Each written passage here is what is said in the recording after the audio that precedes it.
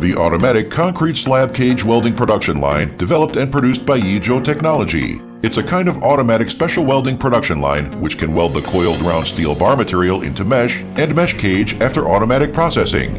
It is mainly composed of 16 main components, such as payoff mechanism, longitudinal bar detection, straightening mechanism, longitudinal bar traction storage mechanism, stepping mechanism, welding host, crossbar blanking mechanism, shearing mechanism, dragging mesh rack, unloading mesh rack, mesh conveying trolley, mesh pulling mechanism, mesh flipping mechanism, forming the mesh rack, mesh cage forming mechanism, pulling out the cage, and other components.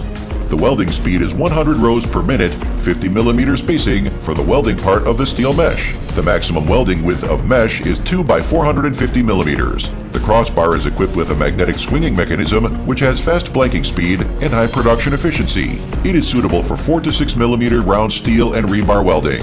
The feeding method is the longitudinal bar and crossbar wire is coiled for feeding.